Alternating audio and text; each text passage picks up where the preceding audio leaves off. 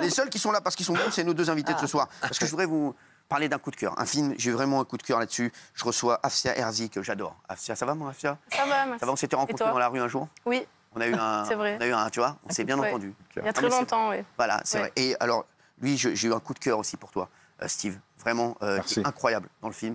J'ai plein de potes qui m'écrivent sur ce film aussi. Et qui me disent que c'est vraiment le film qu'il faut aller voir.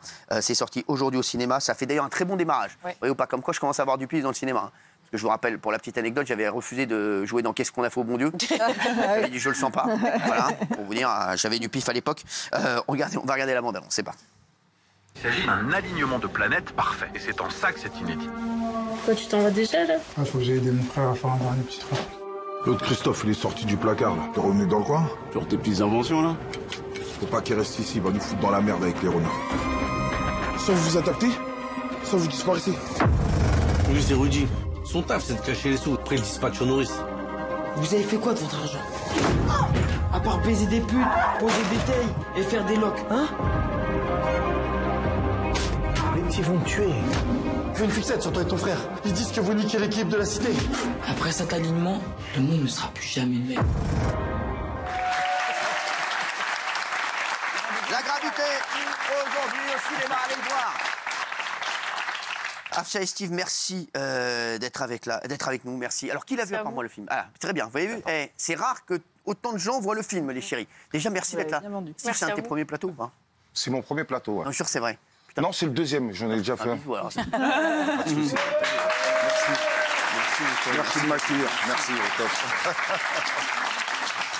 Steve, je vous le dis, n'oublie pas ce que je t'ai dit ce soir.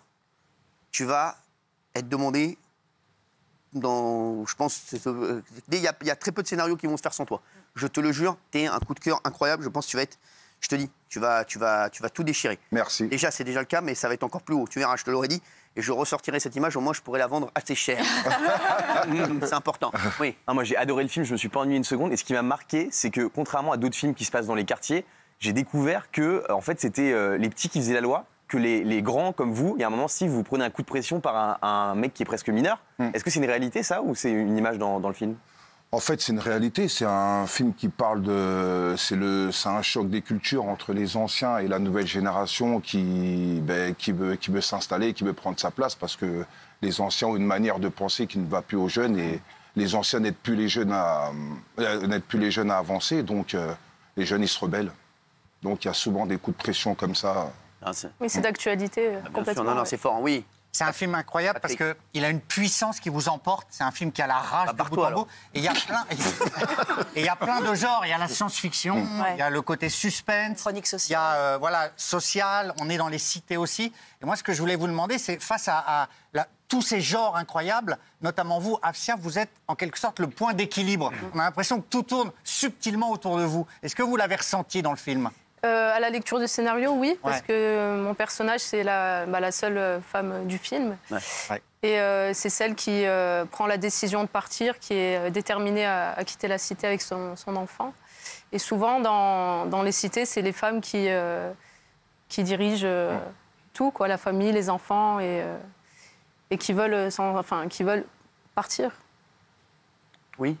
C'est un film fort qui est bouleversant, parce que, bien sûr, on en a parlé déjà tous les deux. Cet après-midi. Où ça? Vous les détails? Chez moi.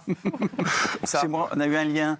Non, il a vu, il nous a raconté des scènes. D'accord, très bien. Oui. C'est pas RFM ici. Hein. Et Robocop et tout. Non, je trouve que c'est un film très fort parce qu'intergénérationnel comme ça. Et puis ce qui est incroyable, c'est justement, comme tu disais, les jeunes donnent la leçon aux adultes. Et d'ailleurs, ils vous reprochent de n'avoir rien fait pour eux. Donc du coup, ils sont extrêmement violents. Oui. Et vous m'avez écouté ce que j'ai dit là? Non, on l'a dit il y a 2 secondes. On avait besoin d'un perroquet, il est là, mais c'est bon. Non, mais c'est bon. Ça va, alors, non. Quoi, et qui lutte contre le plafond de verre. C'est un film brillantissime. Il est vachement bien. C'est un film brillantissime. Il y a une scène qui est forte dans le film, c'est à un moment, il y a un mec qui vous demande, Steve, qu'est-ce que tu ferais si tu te barrais du quartier et vous répondez pas? Comme si en fait vous étiez condamné à y rester. Est-ce que vous êtes d'accord avec ça? C'est un peu le manque de courage. Ouais. C'est quand même un manque de courage parce qu'on se bloque nous-mêmes dans nos têtes en fait. Donc on se dit c'est pas possible, c'est impossible. Et donc c'est vrai qu'on a du mal à bouger, mais après je pense qu'il faut du courage. Mais là sur ce film, oui, c'est C'est vrai qu'en plus, je suis en chaise roulante, donc voilà, j'ai pas trop les moyens de m'en sortir. Mon seul repère, c'est mon quartier et mon frère. Donc c'est pour ça que je m'y attache beaucoup, j'ai pas envie qu'ils partent.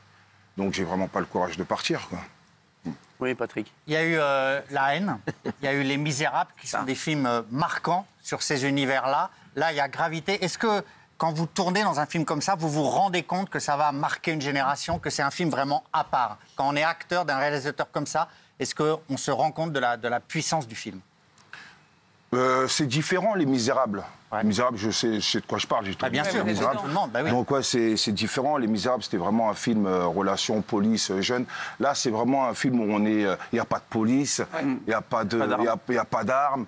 On va dire, c'est des bagarres, des grandes chorégraphies. Le réalisateur est un peu son univers, c'est le manga. Ouais. Donc c'est vraiment un film d'action qui se passe dans une cité, quoi. Mais d'ailleurs, ce qui est intéressant dans le film, c'est que justement, c'est l'absence de la police, et c'est que c'est en fait la cité qui est un personnage. Et vous, les plus âgés, face à des ados qui sont quasiment nihilistes, et c'est ce duel-là, cet intergénérationnel. Pardon ? C'est vrai que je trouve que c'est vraiment d'actualité. Nihiliste. Non, mais donc c'est ça qui est intéressant, c'est qu'en fait, c'est une sorte d'écosystème, et alors avec la science-fiction par-dessus qui rajoute un... Il s'appelle La Bande des Ronins. Les Ronins, ce sont les samouraïs sans maître. Et c'est une culture empreinte des mangas japonais. Raymond, sayonara. Tu comprends ce qu'ils disent, hein? J'ai compris. C'est pas des jeunes, tu les as pas trouvés un peu nihilistes? Nihiliste, j'ai trouvé un peu avec un discours nihiliste dans ce film. Nihiliste. Et nihiliste, ça n'existe pas? Non, mais t'inquiète pas, je peux te faire rentrer. Hein. Tu peux pas m'emmerder. Hein. Oui. Non, mais pour donner aussi envie, moi je voudrais dire que Cédric Ido, donc le réalisateur, a fait un travail extraordinaire. C'est un film de cinéma avant tout extraordinaire. Les décors, les acteurs, la photo, la musique, tout est sublime. La mise en scène, moi j'étais scotché. Pour moi, c'est Lars von Trier, c'est Cronenberg, c'est vraiment énorme. C'est un grand film de cinéma et vous êtes exceptionnel, effectivement. Merci. Voilà. Merci.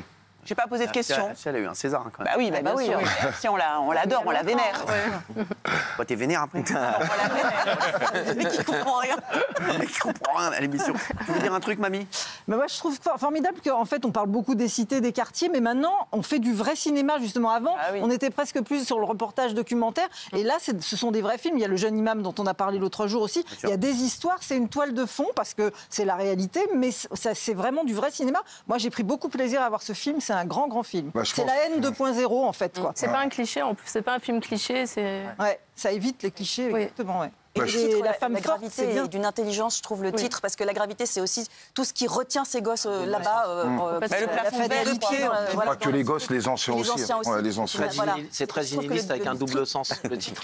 La gravité, c'est très nihiliste. Nihiliste, non mais je vais pas y arriver. La gravité, c'est sorti aujourd'hui. Je voudrais remercier Afsia et Steve d'avoir été avec nous. Merci.